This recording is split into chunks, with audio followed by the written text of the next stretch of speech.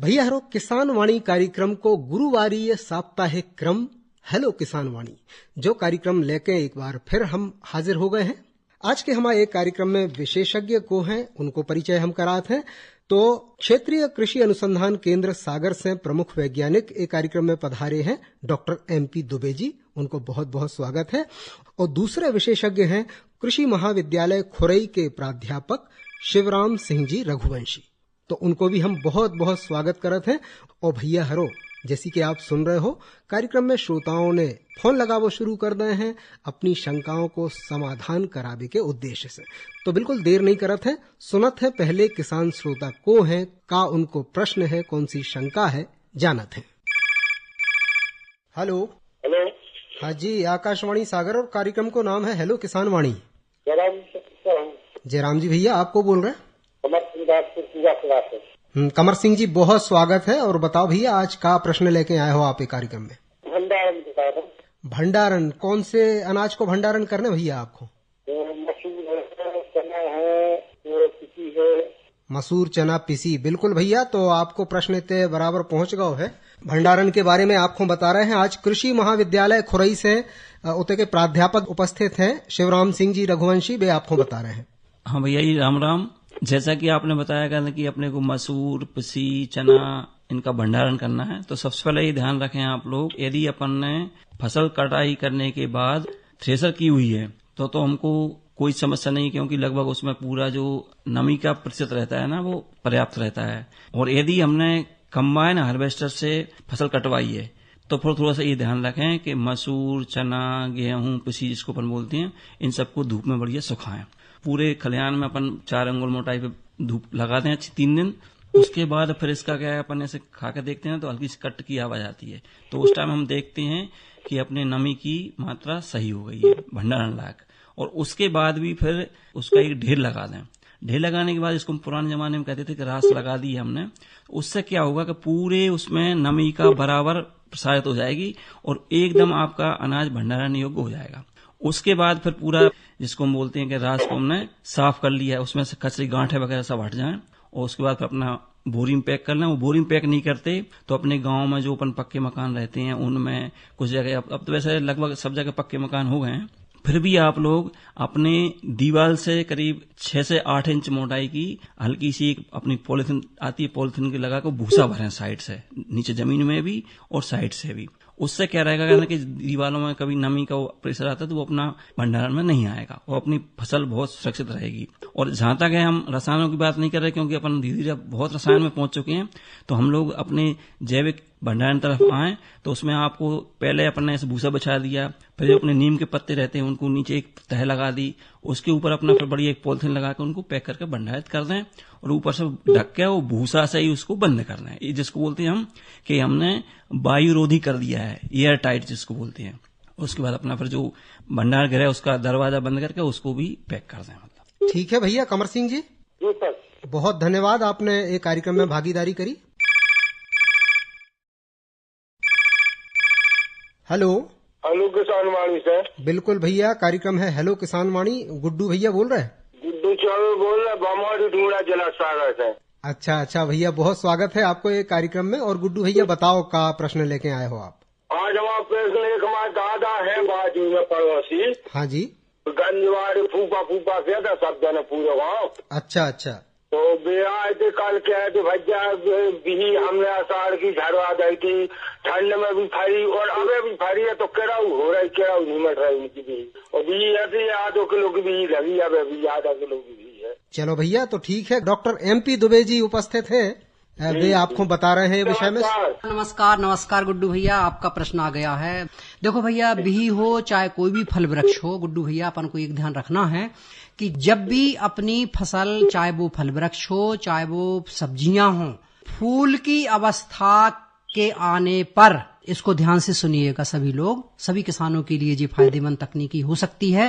फूल की अवस्था जब आती है तो फूल के समय पर विभिन्न प्रकार के कीड़े मकोड़े, बीमारियां, रोग कीट आक्रमण करते हैं। उसका कारण एक है कि जब पौधा वानस्पतिक अवस्था से जब प्रजनन अवस्था में जाता है तो उसको और ज्यादा ऊर्जा की जरूरत होती है, तो वो ऊर्जा प्रजनन कार्यों में लगाता है। तो ऐसे में कुछ ना कुछ पौधे में, इस फसलों में कमजोरी आती है, थोड़ा मतलब कमी आती है उसकी ऊर्जा में, उसकी एनर्जी में, उसकी कैलोरी में। तो ऐसे में चाहे रोग हो, चाहे बीमारी हो, वो आक्रमण करते हैं, उसका प्रभाव जल्दी होता है। सभी किसान भाइयों को आगाह किया जाता है कि चाहे आपकी सब्जियां हों, चाहे आपकी फल वृक्ष हों, जैसे ही फूल चले, बगैर कोई संकोच किए, किसी विशेषज्ञ से ना भी पूछोगे तो ही कोई प्रॉब्लम नहीं, बाजार में उपलब्ध कोई भी संवाही कीटनाशी, सिस्टेमिक इंसेक्टिसाइड, संवाही 2 प्रकार के होते हैं। एक ऐसा जो स्पर्श, कीड़े को स्पर्श होता है तो कीड़ा खत्म हो जाता है। दूसरा एक ऐसा जहर होता है, ऐसा कीटनाशी होता है जो पौधों पर छिड़कते हैं तो पूरे पौधे के तंत्र में वो समाहित हो जाता है, उसको हम संवाही कीटनाशी बोलते हैं। तो उसमें आप एक बढ़िया संवाही या सिस्टेमिक इंसेक्टिसाइड का निर्धारित समय पर, निर्धारित विधि से, निर्धारित मात्रा में छिड़काव कर दीजिए। उससे क्या होगा कि आपका जो बिही का पौधा है वो जहरीला हो जाएगा। जब उस पर मादा, नर या जो भी कीट आएंगे, रस चूसक या पत्ती खाने वाले तमाम प्रकार के, तो वो जहरीला होने के कारण वो पत्ती खाएंगे या रस चूसेंगे तो उनके पेट में उतना जहर पहुंच जाता है जिससे वो खत्म हो जाते हैं, मर जाते हैं। इसके बाद जब अगर मान लो इल्ली, उसकी जो मादा है, जो आप समस्या बता रहे हो फल में, बिही के फल में जो इल्ली है, जब वो अंडे देने आएगी ना, अगर मान लो अंडे दे भी दिए उसने फूल में, या फूल से जैसे ही हमारा फल बनना शुरू होता है, तो वो जहर के प्रभाव से मर जाएगा। लेकिन इस अवस्था पर ना तो आपका नीम का काढ़ा काम करेगा, ना कोई रसायन तो हम कह नहीं सकते क्योंकि फल है। जब फसल आ जाती है, सब्जियां आ जाती हैं मार्केट में या फल आ जाते हैं, तो उसमें हम वैज्ञानिक लोग किसी भी प्रकार का रसायन वर्जित करते हैं, उसकी अनुशंसा कभी नहीं देते। तो अब केवल उपाय यही है कि जो फसल प्रभावित हो चुकी है उसका कोई उपाय नहीं है गुड्डू भैया, उसको तो आप निकाल के एक तरफ कर दीजिए, वो खाने योग्य भी नहीं होगी। और इस चीज का उम्मीद है कि हमारे किसान भाई ध्यान रखेंगे। ठीक है गुड्डू भैया, धन्यवाद दोवे जी को और आपके लाने। चलो भैया, आपको भी बहुत धन्यवाद कि आपने ये कार्यक्रम में हिस्सेदारी करी। हेलो, नमस्कार सर। नमस्कार भैया, को बोल रहे हैं आप? अतुल नायक। अतुल नायक जी, बहुत स्वागत है आपको एक कार्यक्रम में जिनको नाम है हेलो किसान वाणी। और प्रश्न बताओ भैया आप अपनो। नायक जी, पिलाव करना खेती में स्टार्ट कर दूं? पिलाऊ एक के पहले कब भाव तो भैया आपके खेत में?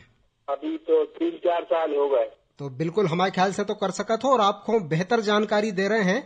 आज कृषि महाविद्यालय खुरई से हमारे बीच पधारे हैं शिवराम सिंह जी रघुवंशी, वे आपको बता रहे हैं, सुनो आप।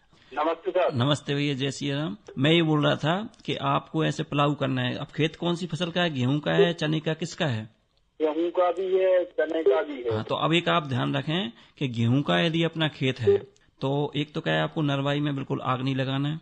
और नरवाई यदि अपन ने कंबाइन हार्वेस्टर से यदि कटवाया है गेहूं, तो अपने को उसका भूसा जरूर बनवाना है। भूसा बनने से क्या रहेगा, अपने को तो पूरा जब नरवाई ज्यादा मात्रा में यदि नरवाई प्लाऊ के अंदर पहुंचेगी ना, तो अपने को बाद में दूसरी फसल में पीलेपन की समस्या आती है, क्योंकि सड़ने में देर लगाती है। तो आप ये ध्यान रखें कि सबसे पहले अपने गेहूं खेत की पूरी नरवाई का भूसा बनवा लें। तो उससे, और उसके बाद क्या रहेगा, अपना 2-3 इंची की रहेगी हल्की सी नरवाई, तो बढ़िया आपके प्लाऊ से बहुत अच्छी मिक्स हो जाएगी। और जड़ों का इतना गुच्छा रहता है कि वो जल्दी से सड़ भी जाता है। और आपको हर 3 साल में एक बार प्लाऊ जरूर करना चाहिए।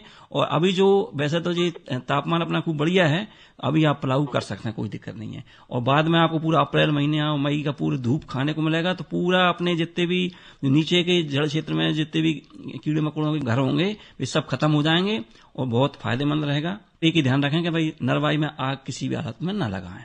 और चने में कोई दिक्कत नहीं है, मसूर में कोई दिक्कत नहीं है, बढ़िया आप प्लाऊ करवाएं। ठीक है नायक जी? ठीक है भैया नायक जी, हमें आशा है कि आपके प्रश्न को समाधान होगा हुई है। जी हो गया। बहुत धन्यवाद भैया आपको। तो भैया हरो जो कार्यक्रम अपनो आगे जारी रहे हैं, किसानों के फोन भी शामिल करे जे हैं और विशेषज्ञ उनकी शंकाओं को समाधान भी कर हैं। मनो फिलहाल समय आगो है आपको मनोरंजन करवावे को, तो एक 900 भजन आपके लाने लेके आए हैं। एक गा रहे हैं संतोष तंतवाए।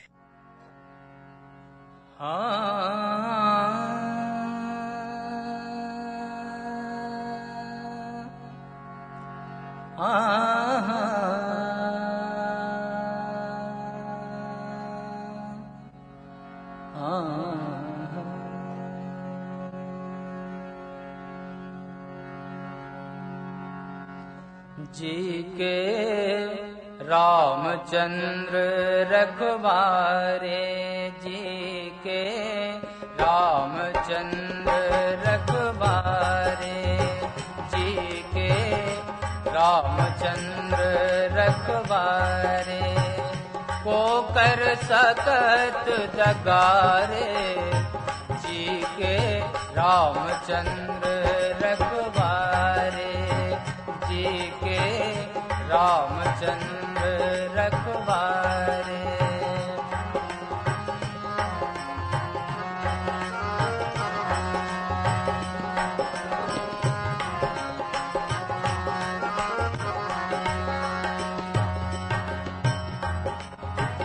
हर नर सिंह रूप कड़वाए, हर नर सिंह रूप कड़वाए, हर नर सिंह रूप कड़वाए, हर नर सिंह रूप कड़वाए, हिरना कुश खो मारे रे, जी के रामचंद्र रखवारे, जी के रामचंद्र रखवारे।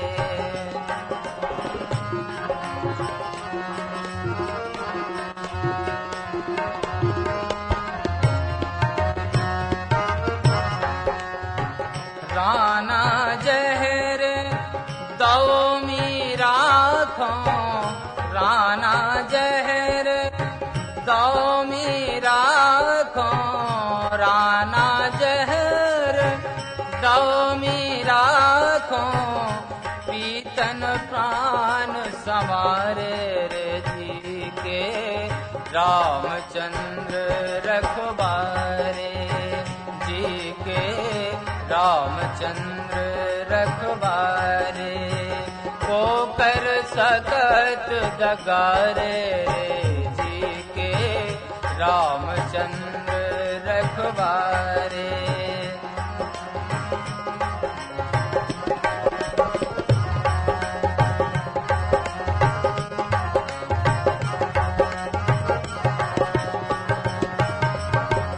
मस्की उते ग्राह की गर्दन, मस्की उते ग्राह की गर्दन, मस्की उते ग्राह की गर्दन, झट गजराज वो बारे रे, जी के रामचंद्र रखवारे, जी के रामचंद्र रखवारे, को कर सकत दगारे रे, जी के रामचंद्र रखवारे, जी के रामचंद्र रखवारे।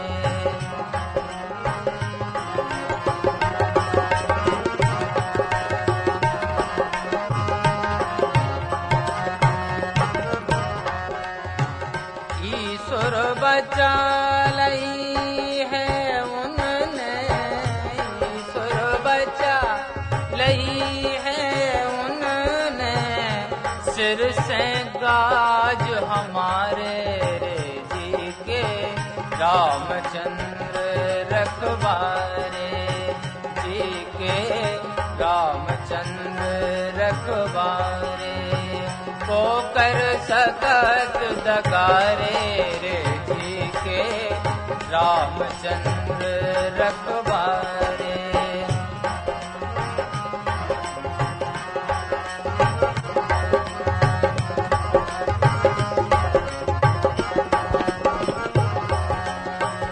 को कर सकत दगारे, को कर सकत दगारे रे, जी के रामचंद्र रखवारे, जी के रामचंद्र रखवारे।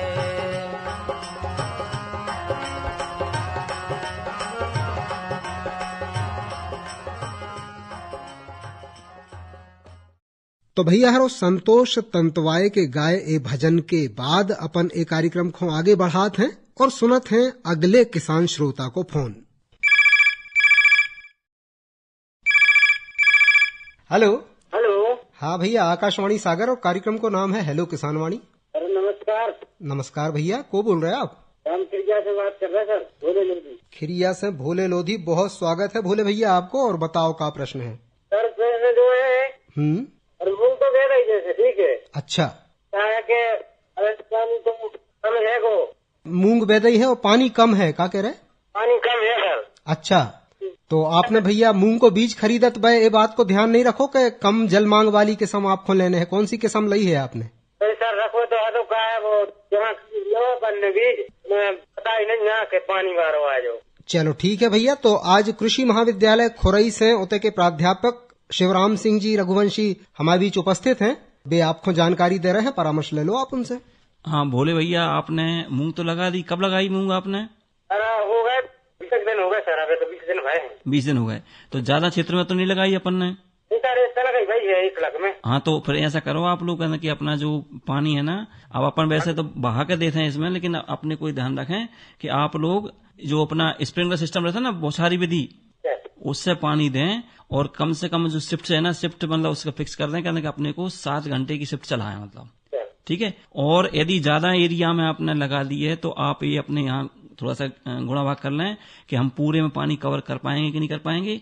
यदि नहीं कर पाएंगे तो उतना एरिया रख लें जितने में अपन लोग पानी उसको दे पाएं, क्योंकि इसमें गर्मियों में आपको आगे जैसी फसल बढ़ेगी ना, तो 7 दिन में भी आपको अंतर से पानी देना पड़ेगा। मतलब इस हिसाब से आप क्षेत्र अभी कम कर लें। और बाद में पता पड़ा कि अपन ने शुरुआत में तो पूरे कवर कर लिया, बाद में अपन फसल को बचा नहीं पाए।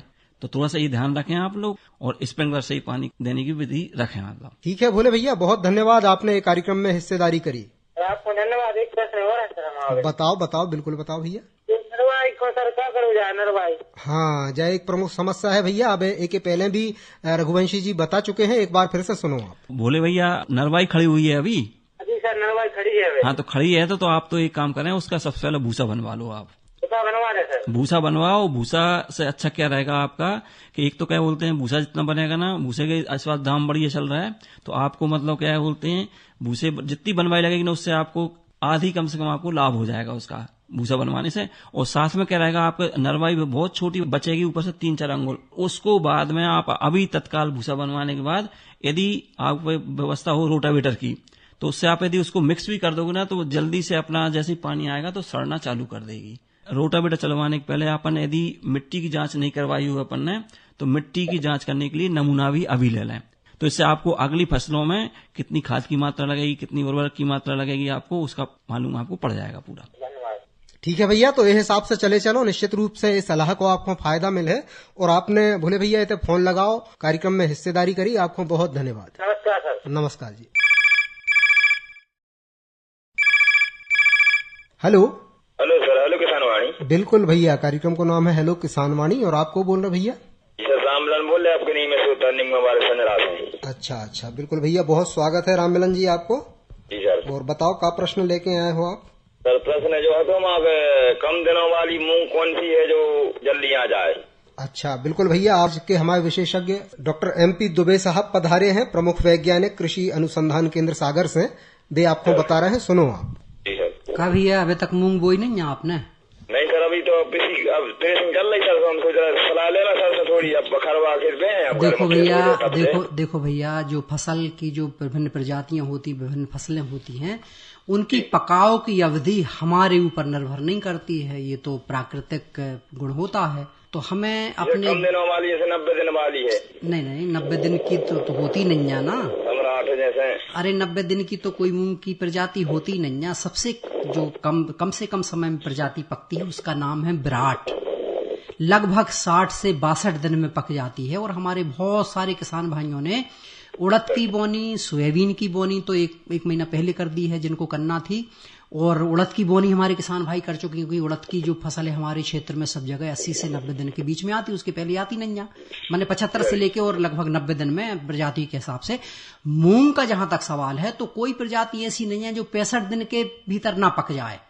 90 दिन नहीं होता है, लेकिन अगर आप जितना सोच रहे थे सम्राट आउटी पहली पुरानी कंपनी अपनी मुंह में सम्राट लगा सकते हैं, देखिए लगा सकते हैं, लेकिन जो प्रजाति जितनी पुरानी होगी उसमें कीट और रोगों को सहन करने की क्षमता सने कम हो जाती है। इसलिए आप सभी किसान भाइयों से मेरा आग्रह है आकाशवाणी सागर के माध्यम से कि आप खेती उन्नत करें, खासकर उन्नत प्रजाति अभी वर्तमान में जो लेटेस्ट वैरायटी है उसका उपयोग करें। तो मैं आपको 2-3 किस्मों का उदाहरण दूंगा, उसमें आप कोई भी लगा सकते हैं।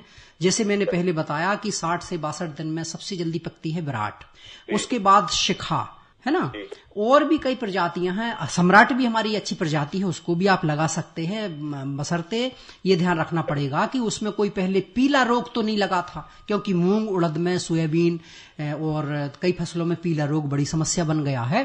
तो रोग का उपचार सबसे पहले बीजोपचार कर लें।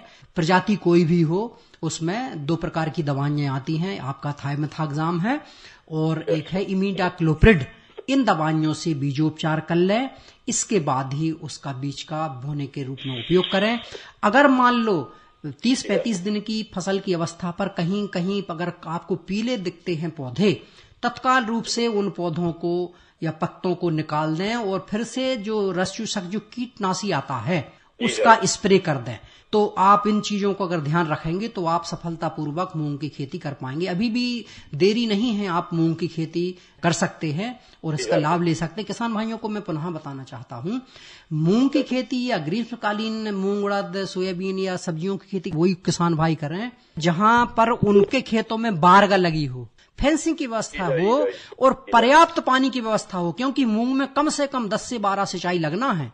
इसलिए अनुरोध है किसान भाइयों से, सब्जियों की खेती ग्रीष्मकालीन चाहे उड़द हो, चाहे मूंग हो, सोयाबीन हो, भिंडी हो या बेल वाली सब्जियां, किसान भाई केवल वही लगाएं जिनके पास पर्याप्त फेंसिंग हो और पर्याप्त पानी की व्यवस्था हो। अगर पानी कम है तो क्षेत्रफल कम कर दीजिए, रकबा कम कर दीजिए, लेकिन अगर फसल का आप पानी कम करेंगे तो श्रीमान जी आपको उत्पादन नहीं मिलेगा। और बीज हमेशा सरकारी संस्थाओं से लें, कृषि विभाग के माध्यम से लें, बीज निगम में लें। हमारे कृषि विज्ञान केंद्र हैं, अनुसंधान केंद्र हैं, कृषि महाविद्यालय हैं, यहाँ जो बीज संस्थान होते हैं यहाँ से कोशिश करें आप उन्नत प्रजाति का बीज लेने की। ठीक है भैया, राम मिलन जी बहुत धन्यवाद, आपने कार्यक्रम में भागीदारी करी। जयराम जी, तो रघुवंशी जी जैसे अभी आप बता रहे थे खासतौर से जो भंडारण की बात हो रही थी, तो भंडारण में रघुवंशी जी बहुत से किसान प्रयोगवादी भी होते हैं और रहो भी चाहिए। एक किसान को हमने देखो तो कि वारदानो जरूर दोहरो लग गयो, तो जहां 1 बोरी लगने थी उतने 2 बोरियों की लग रही थी, लेकिन 2 बोरियों के बीच में पहले वो नीम के सूखे पत्ता भर रहा हो तो ओके बाद में अनाज भर रहा हो तो जब प्रक्रिया कहाँ तक सही है थोड़ी सी आप बताओ। अब देखो जो आपने बताई भंडारण की व्यवस्था जी, कि आजकल क्या है कि रसायन की तो अपन कम बात करते हैं कि रसायन का उपयोग कम से कम किया जी, जाए। जी, जी। अपन चल रहे हैं पुरानी पद्धतियों की ओर, क्योंकि रसायन का बहुत उपयोग हो रहा है और हर जगह मतलब रसायन तो मतलब बहुत समस्याएं क्रिएट हो रही हैं, बहुत समस्याएं आ भी रही हैं जी। तो इसमें हम किसान भाइयों को इस स्टूडियो के माध्यम से यही कहना चाहेंगे कि भाई पहले तो कच्चे मकानों में लगाते थे, ठीक, अब जिनके पास यदि जो अपन ने बात करी कि अपने को ऐसी 25 कुंटल है या 50 कुंटल अनाज है तो उसमें तो मैं बोरी की सलाह उनको नहीं दूंगा, मतलब क्योंकि कम लागत करना भी मेन काम है।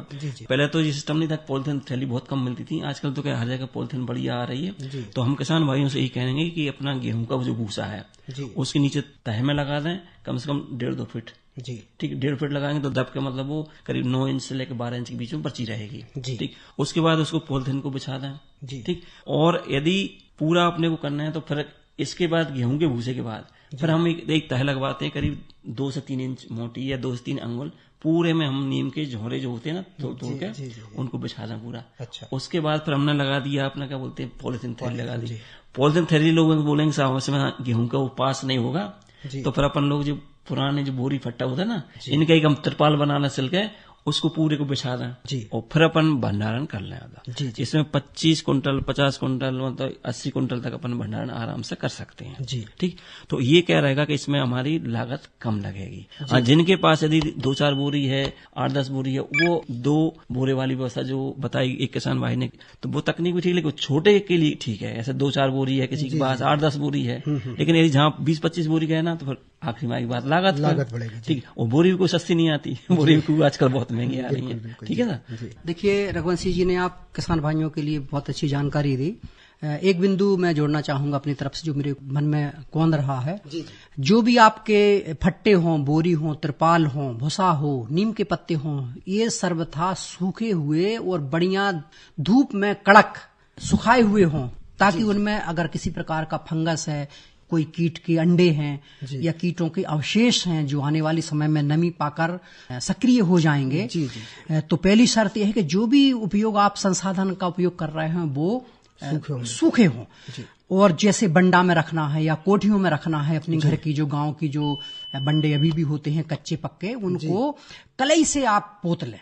सबसे अच्छा सुरक्षित होगा। और उसको सूखने दें, गीले में बिल्कुल ना रखें। और मूल मंत्र ये है भंडारण का, जब आप भंडारण करते हैं तो हमेशा रात के समय ठंडा अनाज भंडारित करें, गरम गरम बिल्कुल ना करें, अन्यथा वो घुन जाएगा। दूसरी शर्त यह है कि उसमें किसी भी प्रकार से नमी का आवागमन इस दौरान नहीं होना चाहिए। भले आपने बोरों को सुखाया है, भले आपने बीज को 11% 12% की नमी पे गेहूं को किया है, 9% आपने ऑयल सीड पल्सेस को कर लिया है, लेकिन अगर बीच में हवा चली गई तो आपकी मेहनत बेकार। इसलिए किसान भाइयों से अनुरोध है कि सबसे पहले तो जो मटेरियल उपयोग कर रहे हैं उसको बढ़िया निर्जलीकृत कर लें धूप में और बिना रसायन के कोशिश करें। इसके बाद खास बात, आपके भंडार गृह में हवा का आवागमन बिल्कुल नहीं होना है, जैसा कि रघुवंशी जी ने किसान भाइयों को बार बार कहते हुए आगाह किया। अगर इन 2-3 चीजों का ध्यान रखेंगे तो उम्मीद करते हैं कि वो अनाज के लिए भी और जो बीज उनको बोना है या उनको खाना है, दोनों प्रकार के बीज वो सुरक्षित रहेंगे। तो देखो भैया हरो, ये 2-3 बातें हैं जो खास तौर से आज के विशेषज्ञों ने बताई भंडारण के मामले में, कि बीज में नमी भंडारण करबे के स्तर की आ जाए, अपने जो भंडार ग्रह हैं उनमें नमी न जा पाए, भंडार ग्रह वायु रोधी हो। अगर ये 2-3 बातों को आप ध्यान रखो तो निश्चित रूप से भैया आपको भंडारण सफल रहे, आपको अनाज सुरक्षित रहे। तो भैया जो है तो आज को कार्यक्रम हेलो किसान वाणी और यही के संगे अब एक कार्यक्रम से विदा लेबे की बेरा हो रही है। तो आपको बता दें भैया कि आज के हमारे कार्यक्रम में पधारे थे क्षेत्रीय कृषि अनुसंधान केंद्र के प्रमुख वैज्ञानिक डॉक्टर MP दुबे जी और संगई भैया कृषि महाविद्यालय खुरई के प्राध्यापक शिवराम सिंह रघुवंशी जी। तो दो ही वैज्ञानिकों को हम इतनी अच्छी जानकारी देवे के लाने बहुत बहुत धन्यवाद देते हैं। और भैया चलत चलत आपको जावी बता दें कि आज के कार्यक्रम को संचालन कर रहे थे हम सतीश साहू। तो भैया हरो एक कार्यक्रम के अगले अंकों में आपसे फिर भेंट हुई है, यही उम्मीद के संगे फिलहाल चाहते हैं अनुमति। राम राम।